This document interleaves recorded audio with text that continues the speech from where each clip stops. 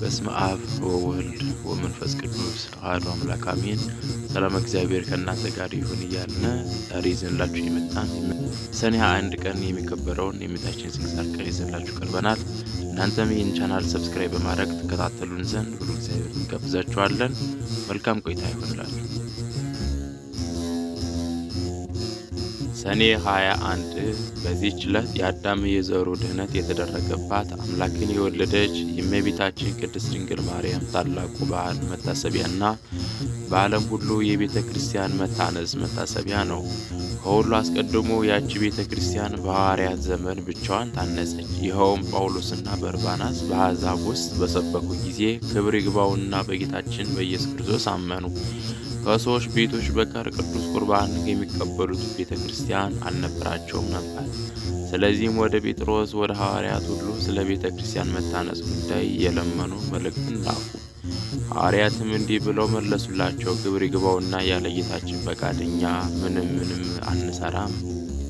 ነገር ግን የምንሰራውን እስከሚያስረዳን ድረስ ወደ እግዚአብሔር እየጸለዩ እየተማለዱ አንድ ሱባዔ ይጾሙ ዘንድ ወደ ሃይማኖት እየተመለሱ አሕዛብን አዘዟቸው። እንዲህም አዘዟቸው፣ በሱባዔው ፍጻሜ ክብር ይግባውና ጌታችን ኢየሱስ ክርስቶስ ተገለጸላቸው። ሐዋርያትንም ሁሉ ከየአገሮች ሁሉ እስከ ፊልጵስዩስ በደመና ሰበሰባቸው። ከእርሳቸውም ጋር ጳውሎስና በርባናስ ነበሩ።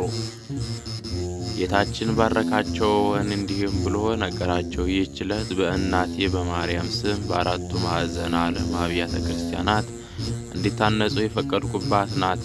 ይህንም ብሎ ከከተማዋ በስተ ምስራቅ በኩል አወጣቸው። የቤተ ክርስቲያናቱን ቶታና መሠረቷን ወሰንላቸው። ከእርሳቸውም ጋር እግዚአብሔርን ቃይል ነበረ። የቤተ ክርስቲያኒቱ ሕንጻም እስከተፈጸመ ድረስ ድንጋዮች በሐዋርያት እጆች ውስጥ ይለመልሙ ነበር። ጌታችንም ንዋየ ቅድሳቲቱን አልባሳትንና መሠዊያን አዘጋጀ።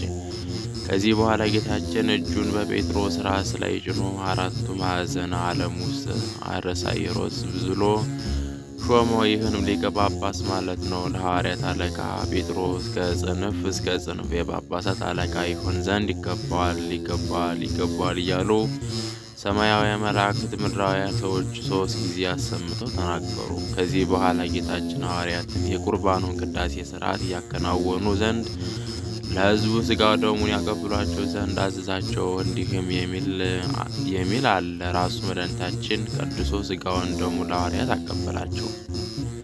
እንዲህም አላቸው፣ በዚህች ቀን የእጃቸውን ሥራ እንዳይሰሩ ሕዝቡ ሁሉ እዘዟቸው። ይኸውም በሰኔ 21 ቀን ነው። ከዚህም በኋላ መድኃኒታችን ከእርሳቸው ዘንድ በታላቅ ክብር ወደ ሰማያት አረገ። ከዚያች ቀን ጀምሮ አባቶቻችን ለሐዋርያት በዓለም ሁሉ ውስጥ አምላክን በወለደች በእመቤታችን በቅድስት ድንግል ማርያም ስም ቤተ ክርስቲያን የሚያሳንጹ ሆኑ። በቂሳርያ ሊቀ ጳጳሳት በባስልዮስ ዘመን እንዲሆነ በእመቤታችን ቅድስት ድንግል ማርያም ስም ቤተ ክርስቲያን በሠራ ጊዜ በውስጡ የእመቤታችን የማርያም ስዕል ይስልበት ዘንድ ሰሌዳ ፈለገ። ሰዎችም በአንድ ባለጸጋ ዘንድ ስለ አንድ መልካም ሰሌዳ ነገሩት። ቅዱስ ባስልዮስም ሰሌዳውን እንዲሰጠው ወደ ባለጸጋው ላከ። ባለጸጋውንም ሰሌዳ ለልጆቼ ነው አለ እንጂ ፈቃደኛ አልሆነም።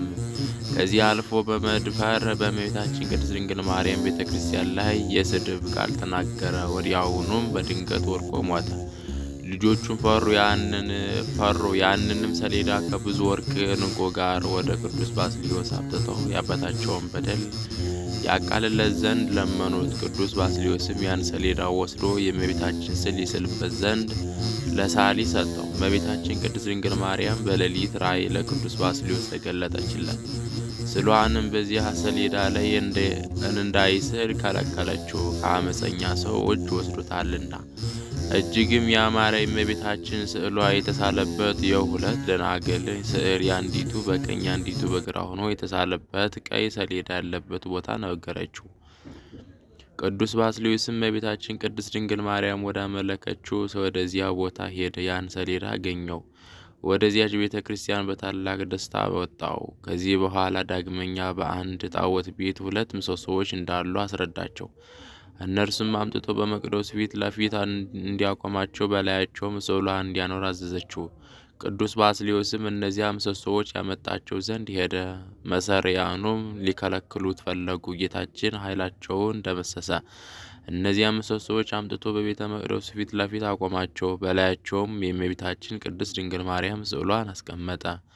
እግዚአብሔርም ከእነዚያ ምሰሶዎች በታች የውሃ ምንጭ አፈለቀ። በውስጥም የሚታጠብ ሁሉ ካለበት ደዌ ሁሉ የሚድን ሆነ።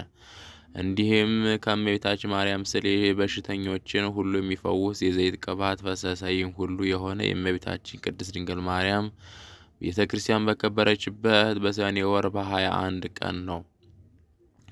በዚያችም ቀን እንዲሆነ አንዲት ሴት መጥታ ታጠበች። ወዲያውኑም ሁለመናዋ በለምጽ ተሸፈነ። ቅዱስ ባስልዮስም ወደ እርሱ አስቀርቦ በእርሷ ላይ የሆነውን ጠየቃት። እርሷም የእህቷን ባል እንደወደደችና እህቷ በመርዝ ገድላ እንዳገባችው ነገረችው። ቅዱስ ባስልዮስም ታላቅ 3 ኃጢአቶችን ሰራሽ፣ ግን ወደ እግዚአብሔር ንስሐ ግቢ፣ ምናልባት በደልሽ ይቅር ይልሽ እንደሆነ አላት። በዚያም ጊዜ ምድር ተሰንጥቃ እንደ ዳታን ዋጠቻት።